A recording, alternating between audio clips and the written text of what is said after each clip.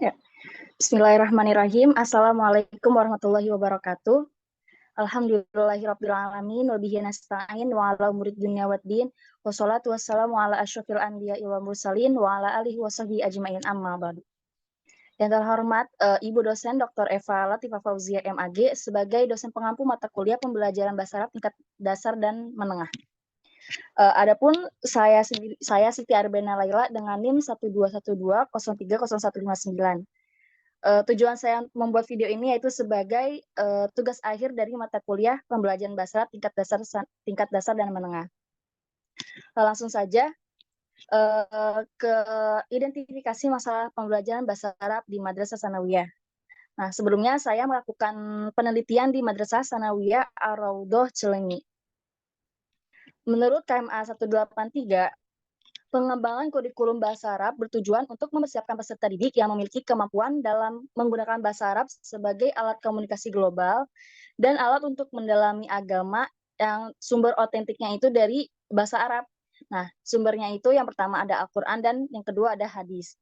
Pembelajaran bahasa Arab di madrasah merupakan orientasi untuk memberikan 4 maharoh. Sebagaimana yang telah kita ketahui, bahwa 4 maharoh itu diantaranya ada maharoh kitabah, yang pertama maharoh istima, maharoh kiroah, maharoh kalam, maharoh kitabah. Nah, jadi keterampilan bahasa tersebut itu harus dijalankan berdasarkan kaidah-kaidah bahasa yang baik dan benar. Dan kemahiran bahasa itu ditampilkan oleh peserta didik dalam kemampuan berbahasa yang bersifat aktif, reseptif, dan aktif produktif.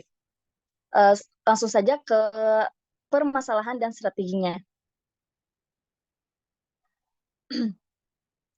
Adapun permasalahan yang pertama yaitu kurangnya motivasi.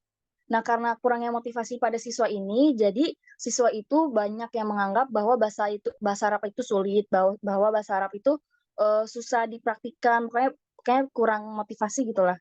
Nah, yang kedua ada permasalahan kedua yaitu kemampuan dasar. Nah, kemampuan dasar di sini banyak siswa yang saya lihat dan saya sempat wawancara bahwa banyak siswa yang belum bisa membaca dan bisa menulis.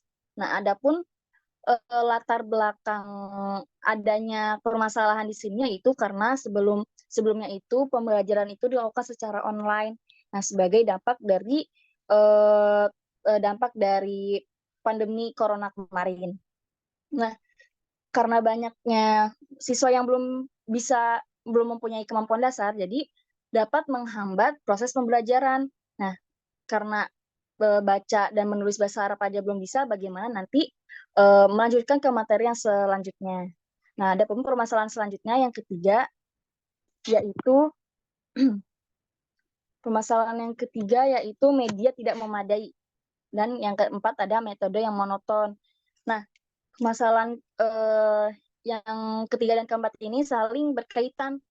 Nah, karena kurangnya media dan metode yang monoton sehingga banyak siswa yang merasa bosan. Nah, yang pertama udah kurang motivasi bahwa bahasa Arab itu mudah. Nah, sekarang pas udah belajar bahasa Arab ternyata pembelajarannya itu dilakukan secara monoton dan nggak ada media yang memadai seperti sumber belajar itu cuma dari buku dan dari kamus bahasa Arab saja gitu, sehingga dan gurunya itu mengajarkannya itu metodenya monoton, ya udah kayak cuma gurunya membaca nanti siswanya membaca, guru menulis siswanya menulis, udah cuma dilakukan kayak gitu terus menerus sehingga banyak yang ya bosan dan tidak tertarik dengan pembelajaran bahasa Arab.